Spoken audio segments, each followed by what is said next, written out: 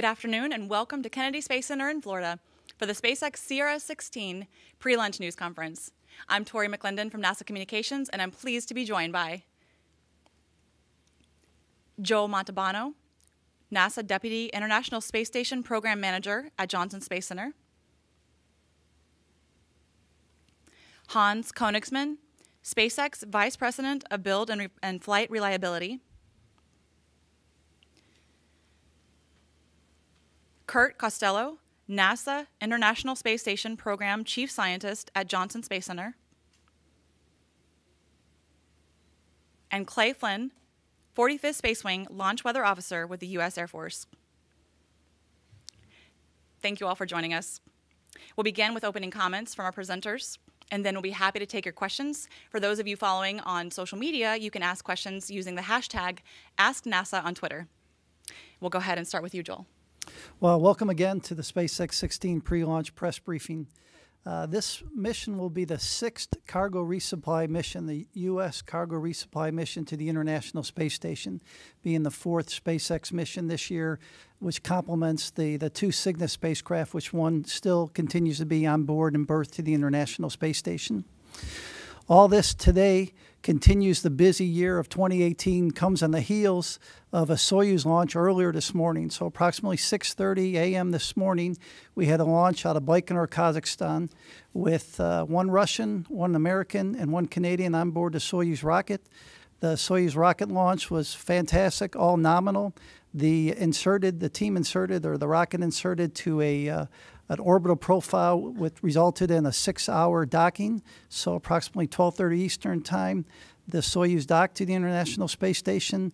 About an hour ago or so, 45 minutes to an hour ago, we had the hatches open, and we're back up to 6 crew members on board the International Space Station. So just a great day, and it shows you the robustness of the international partnership we have. You know, working a SpaceX launch here, followed just, like I said, just a few hours, 9 hours ago, having the Soyuz launch in Baikonur, Kazakhstan.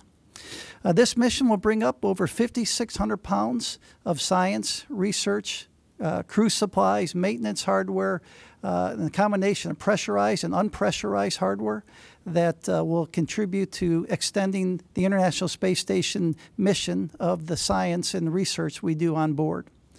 We're working hard to meet the launch time tomorrow. We're targeting a launch time of 13:38 or 1:38 p.m. Eastern time.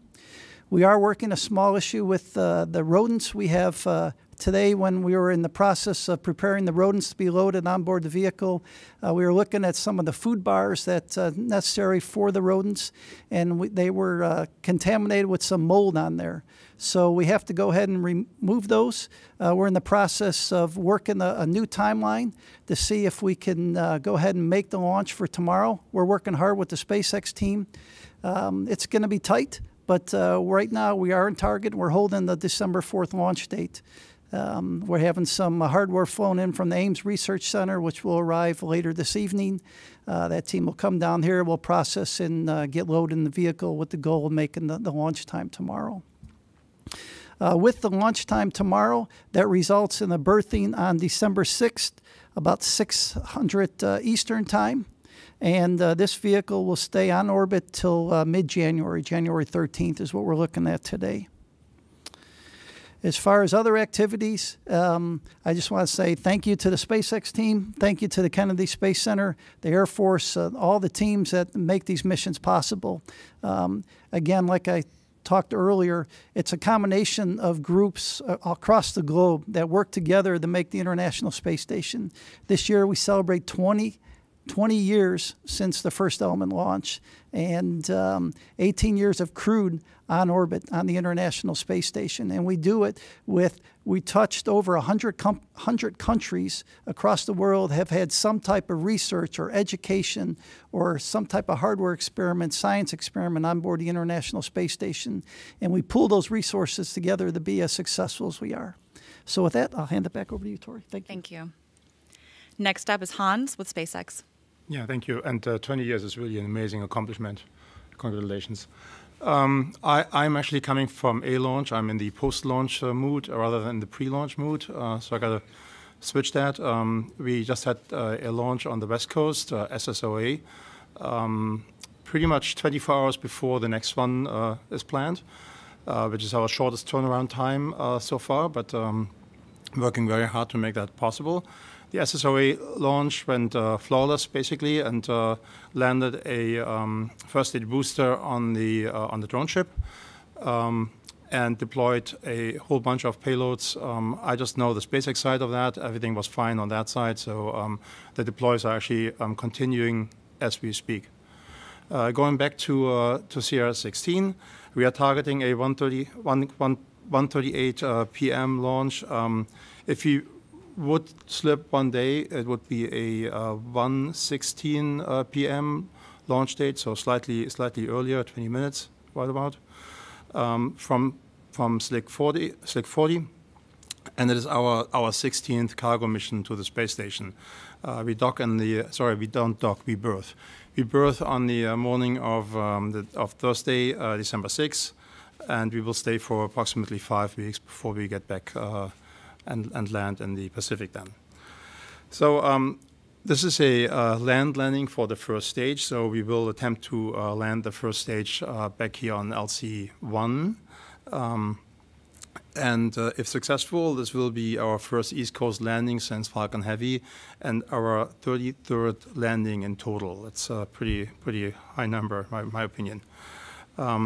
It's also a little bit of history here. This is about to hit our 8th anniversary of COTS-1, which was the first Dragon around the ISS, and it's also on the day the 5th anniversary of our first geostationary mission from LC-40. So we've come a long way in those couple of years. This is the 5th resupply mission that's using a previously flown Dragon, flight-proven Dragon for that matter, and this particular Dragon supported the CRS-10 mission before, which flew in February 2017. Going forward, all the CRS-1 contracted Dragons will be flight-proven, and we will move to Dragon 2 on the CRS-2 contract. We also had a busy year. This is the 20th launch for SpaceX this year, 11th mission from Slick 40, and we have actually more launches in the past 2 years than in our previous years combined. So lots of launches, and I don't see this getting less over the next couple of years either. So we'll keep going at the high pace here. That part of that is that we gain a lot of experience when we refurbish and recover basically our first stages. We can look at hardware, we can find out what works, we can find out where there are weaknesses potentially, and we can get additional data by flying lots of video cameras and additional data recorders. So refurbishing and reusing stages again, and Dragons, of course, the same way, is a great tool to improve your reliability and make your vehicle overall better, and work on basically make it a 100 times reusable vehicle in the long run. So I think I want to close with thanking first the SpaceX team. Team in Hawthorne building or refurbishing the Dragon, the team in Texas testing the booster, and then of course the team in Florida of integrating it and performing the launch. It's a great team and working very hard to make this work. Also, I'd like to thank our customer NASA, partner NASA in this case, and the Air Force and the FAA for their support for the launch. Thank you. Thank you, Hans. Next up, we have Kurt Costello from NASA. Thank you. It's great that we've got new crew on orbit today.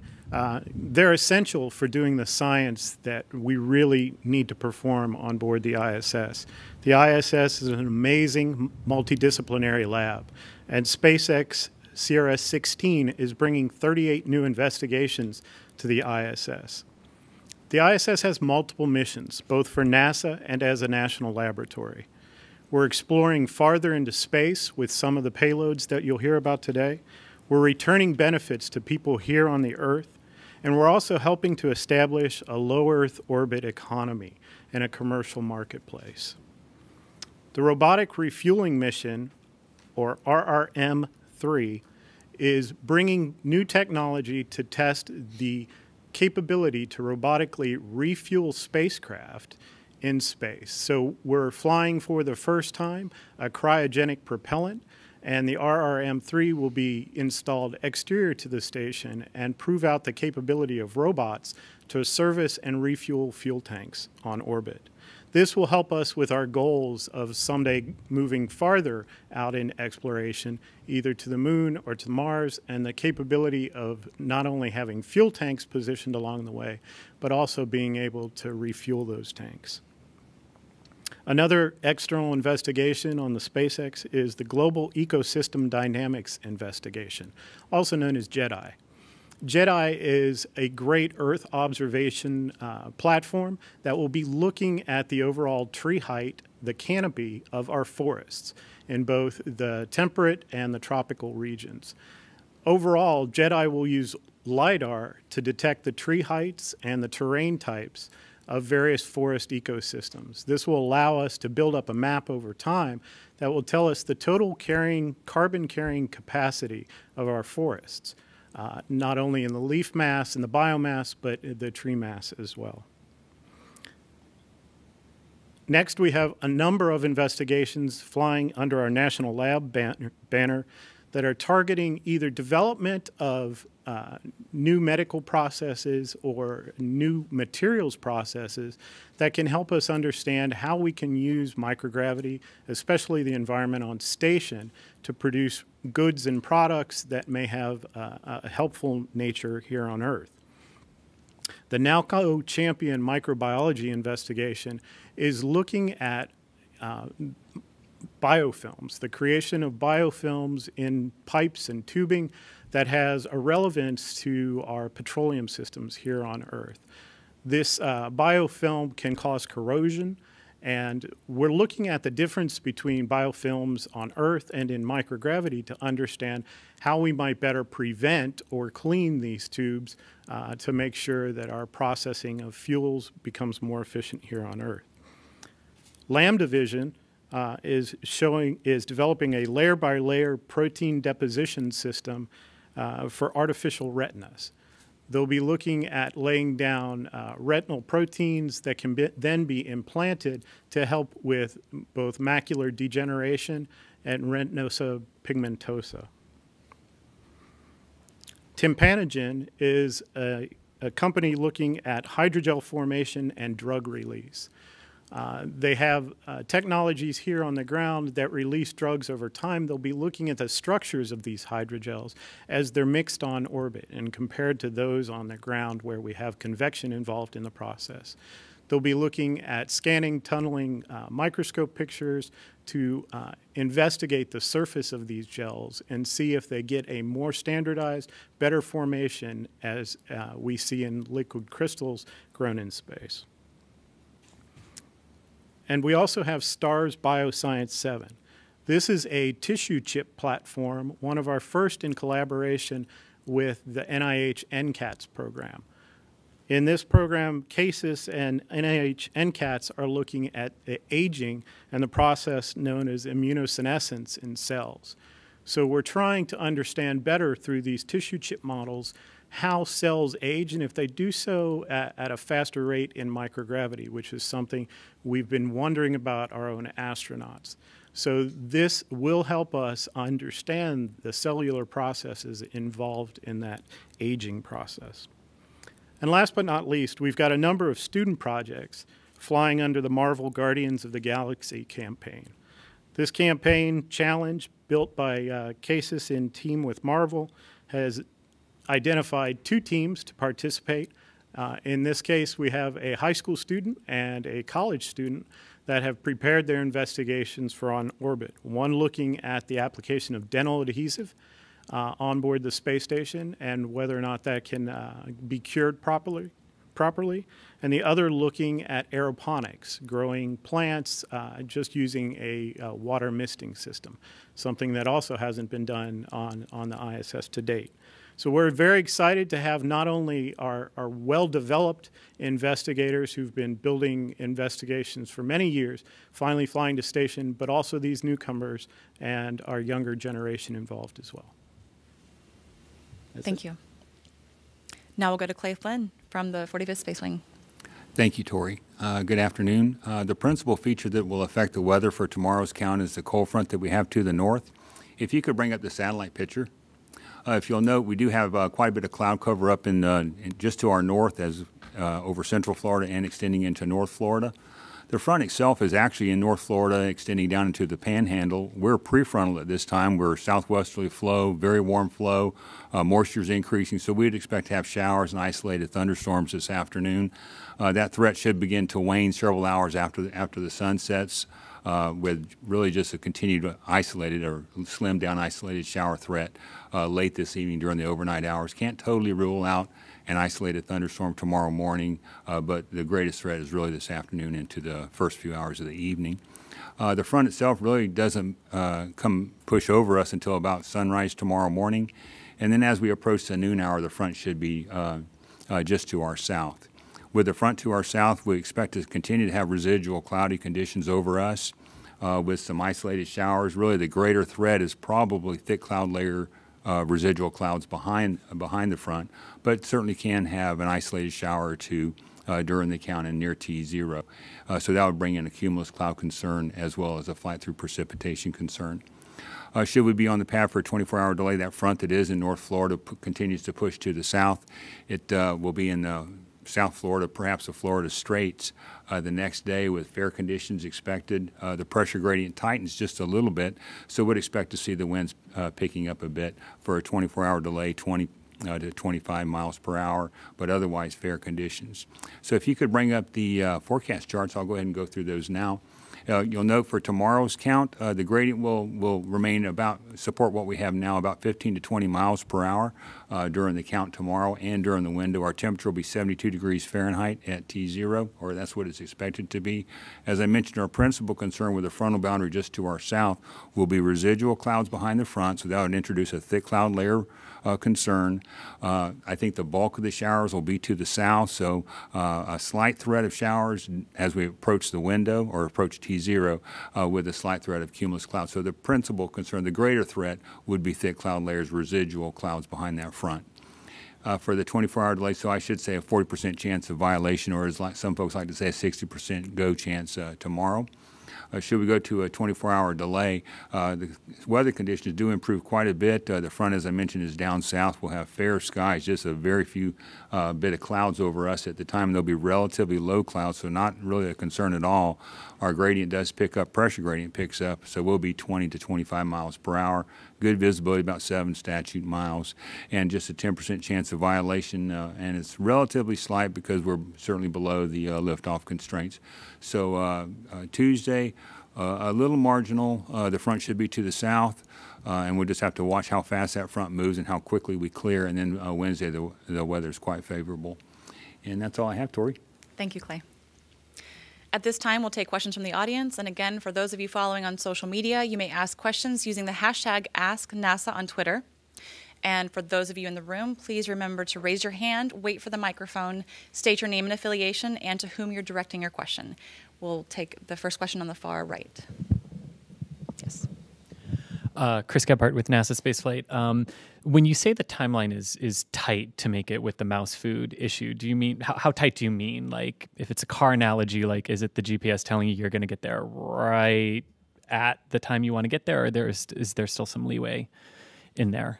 So we've been working with our SpaceX colleagues to change. You have a normal loading time when you do the late load, and we're going to be past that.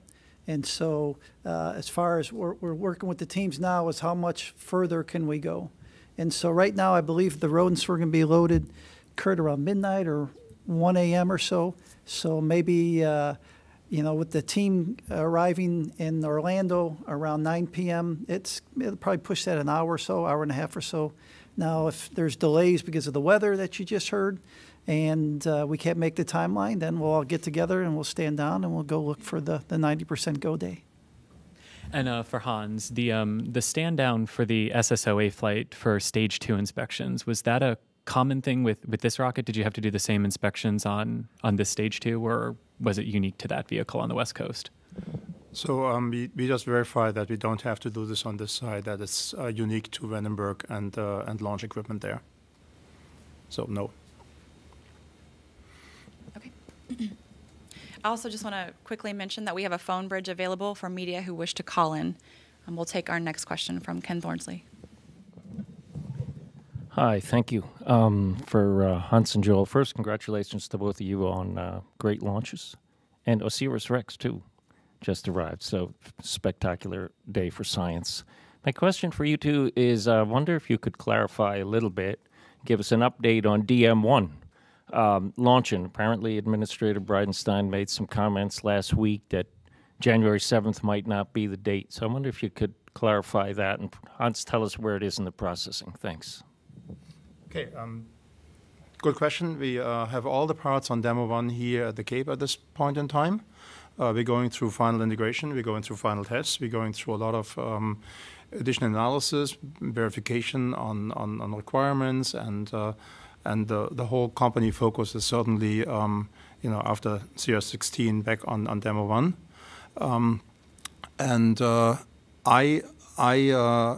What I could see is a couple of days because of traffic. For example, CRS-16 is actually at the same time on the station, so there's lots of traffic, lots of crew time requirements, so we need to sort that out. But our target is at this point in time, mid-January, and pushing as hard and diligent as we can for this particular launch. So, at the end of the day, I want to really point out it's way more important for us to get Dragon 2 safely up there and make sure that the mission is successful than anything else in terms of schedule and timeline. So there's no issues with parachute testing and things like that? No, we're working through issues, obviously. Every launch has things that we work through to make sure they work fine. On Demo 1 has 4 parachutes actually. That's a change from Dragon 1 to Dragon 2. So those parachutes have more redundancy than on Dragon 1, and they're also reinforced on Demo 1. So I'm pretty sure it's going to be successful. Thank you. Okay. Next, we'll go to the phone. We have Stephen Clark from Spaceflight Now. Hi, thanks for taking my question. I have a couple of questions, I think, for Hans. First of all, can you update us on SpaceX's move into one of the firing rooms at the Kennedy Launch Control Center? I know that's either been activated or it's close to being activated. Can you talk about when that was used or when it's going to be used? Will it be used tomorrow? And what's the plan going forward with your Launch and Landing Control Center down by the South Gate? And secondly, for Hans, you had 2 launches, little more than 24 hours now from 2 different coasts. I'm curious, I know you have redundant launch teams on each coast, but what's the fastest conceivably at the present time you could turn around and launch from different pads with the current layout of the launch teams? Thanks. Yeah, thanks, Stephen. First to the first question, the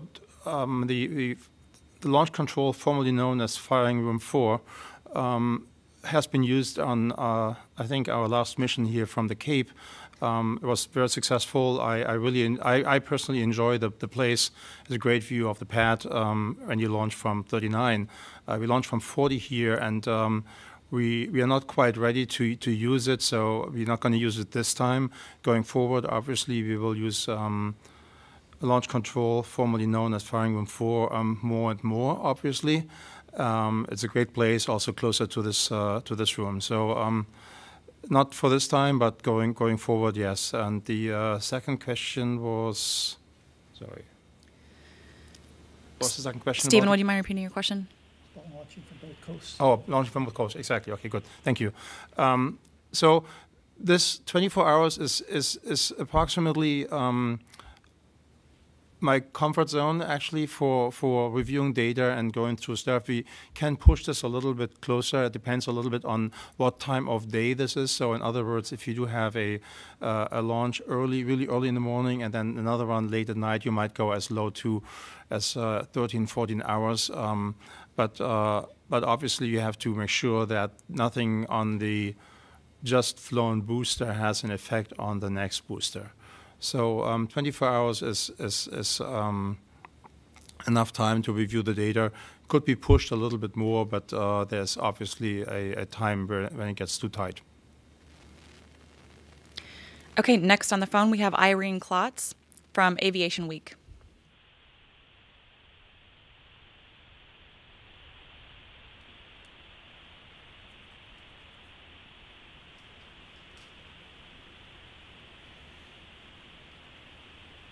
Okay, we'll go ahead and take questions from the audience. All right. Please, go ahead.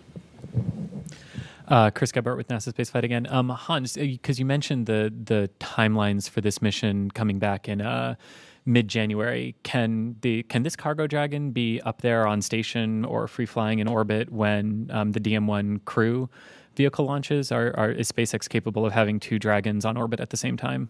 Good question. Yeah, it's one of those. In principle, yes, but it's so.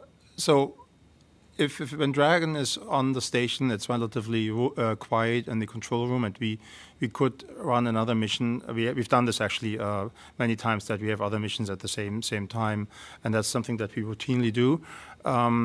If both are free flying, that's a little bit more effort, and we gotta do that later. And in general, we must be able to handle more than one Dragon on the station. So this is not a technical problem.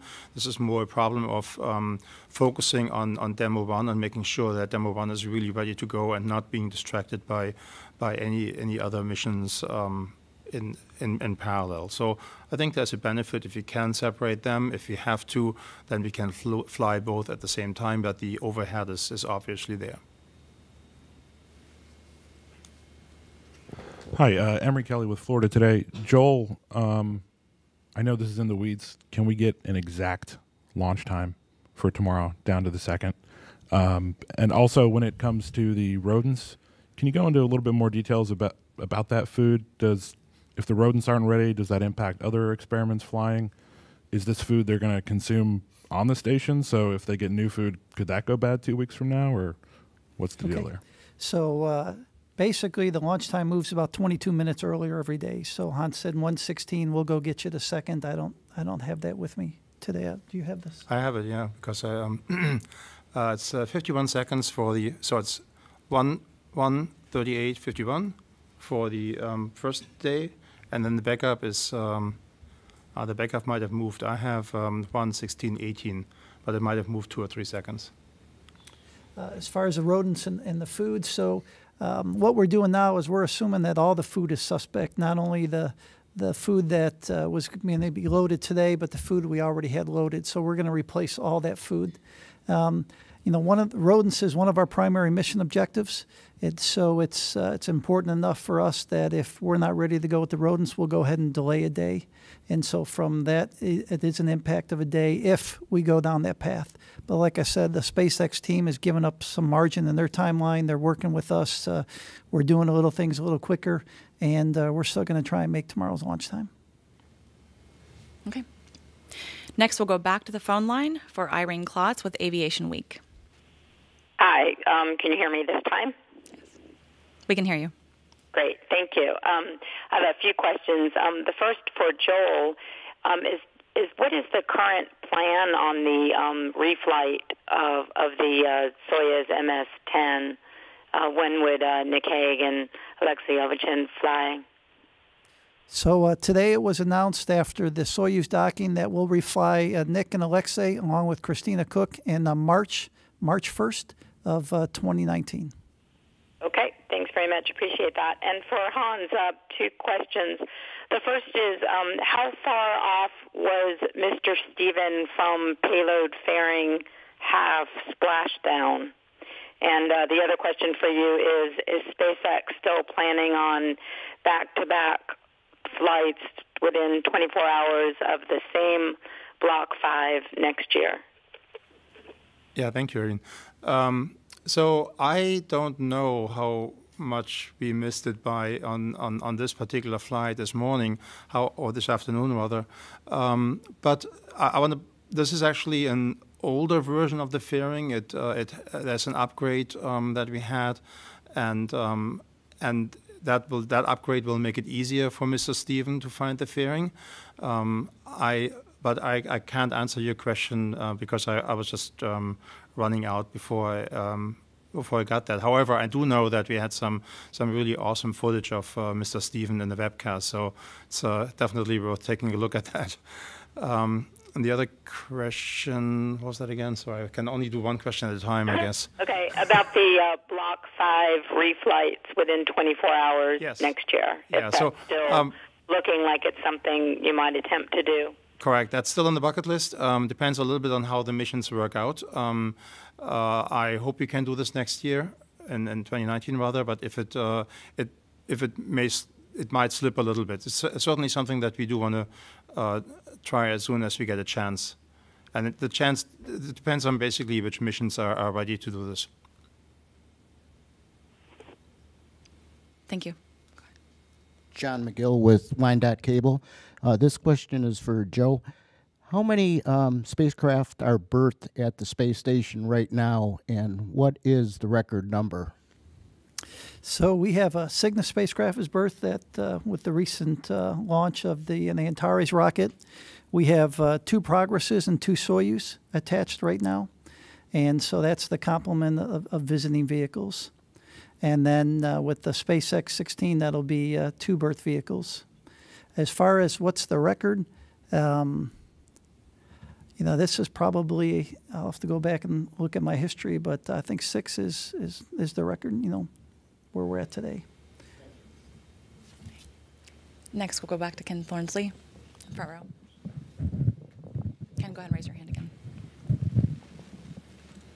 Hi, Ken Kramer for Hunts. Going back to the 24-hour recycle, what I've noticed when you come back into Cape Canaveral, you've had some difficulty, it seems like, with the leg retraction. I wonder if you could talk a little bit about that. They have been retracted against the side, and then they were let down flush, and then they were all dissected. I thought your goal was to retract them and bring them into and not have to disassemble it and put them back on. So I wonder if you could talk a little bit about that. And for Kurt, can you talk a little bit more about this food for the mice? I'm just curious how it could get contaminated. Did it get moldy? Was it an old lot, or what? How did it fit through the cracks? Thanks. Yeah, on the legs, I don't have the details why we take them off right now, if what you say, but I can confirm folding them up and basically just like in the launch configuration, that is the ultimate goal. Otherwise, you lose too much time, obviously. So yeah, that's the goal. I'm not sure what the current processor problem is. Sorry. And your question as far as the food bars are concerned, they're shipped in sterile packaging, but the food bars have to be manipulated to put on a plate to go inside the mouse habitat. It's suspect that when that happened, they were exposed and mold started to grow on them. This is something we're still looking into, though, and there'll be an investigation as to how they got contaminated.